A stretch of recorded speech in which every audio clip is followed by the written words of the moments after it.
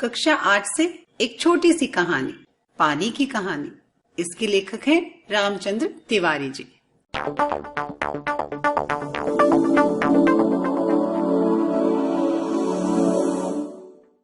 कहानी इस तरह से है। लेखक आगे बढ़ा ही था कि बेर की झाड़ी पर से मोती सी एक बूंद के 2 कण हो गए थे और वे दोनों हिल हिल कर स्वर उत्पन्न कर रहे थे। ओस की बूंद प्रसन्नता से बोली, मैं ओस हूँ, लोग मुझे पानी कहते हैं, जल भी कहते हैं। लेखक ने उसे झूठी कहा, क्योंकि कहीं बेर के पेट से भी पानी का फवारा निकलता है क्या?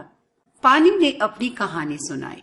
मेरे पुरखे हाइड्रोजन यानी हाइड्रोजन और ऑक्सीजन यानी ऑक्सीजन नामक 2 गैसें सूर्य मंडल में लपटों के रूप में विद्यमान थी।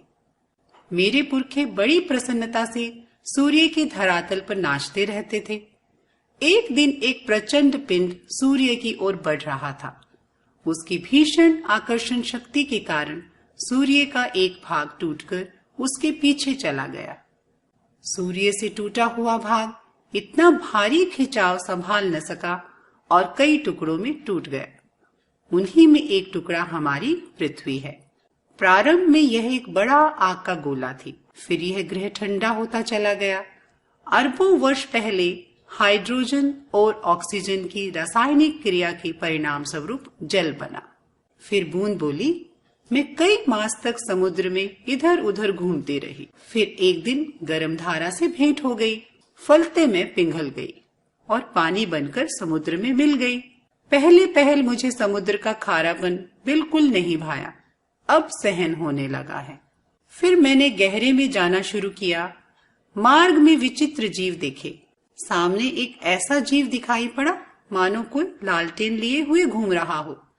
यह एक अत्यंत सुंदर मछली थी।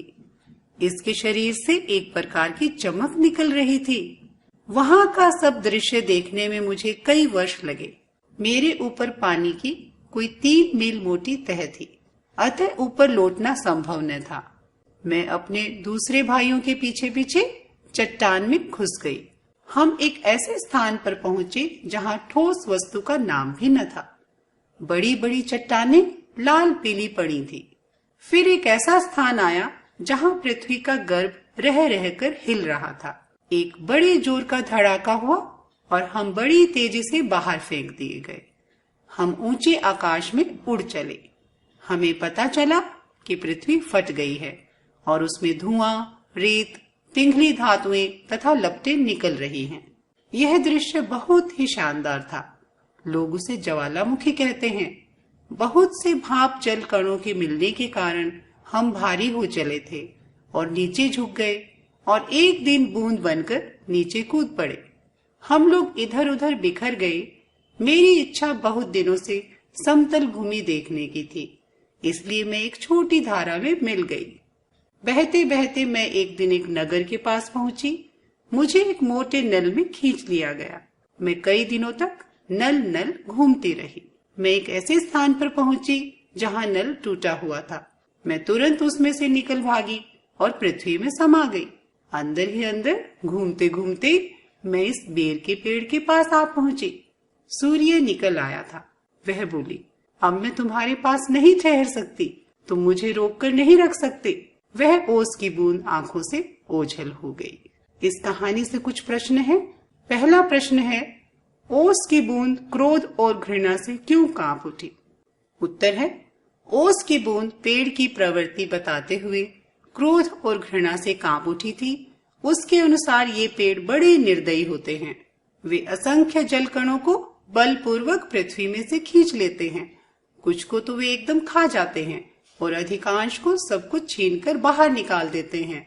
दूसरा प्रश्न है, हाइड्रोजन और ऑक्सीजन को पानी ने अपना पूर्वज पुरखा क्यों कहा है? इसका उत्तर है, हाइड्रोजन और ऑक्सीजन को पानी ने अपना पूर्वज इसलिए कहा है क्योंकि उसका जन्म इन्हीं की रासायनिक क्रिया के परिणाम स्वरूप हुआ है। उन्होंने आपस में मिलकर अपना प्रत्यक्ष अस्तित्व गंवा दिया और पानी को जन्म दिया। इस कहानी से तीसरा प्रश्न, समुद्र के तट पर बसे नगरों में अधिक ठंड और गर्मी क्यों नहीं पड़ती? तो उत्तर है, समुद्र तटीय इलाकों में जल की उपस्थिति दिन में तापमान को अधिक बढ़ने नहीं देती तथा रात में तापमान को अधिक गिरने नहीं देती।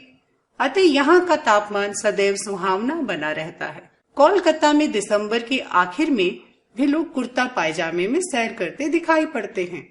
चौथा प्रश्न है, समुद्र के भीतर जाकर बूंद ने क्या क्या देखा? उत्तर है, समुद्र के भीतर जाकर बूंद ने विचित्र जीव देखे। ऐसी मछली देखी जो मनुष्य से कई गुना लंबी थी। उसके हाथ थे।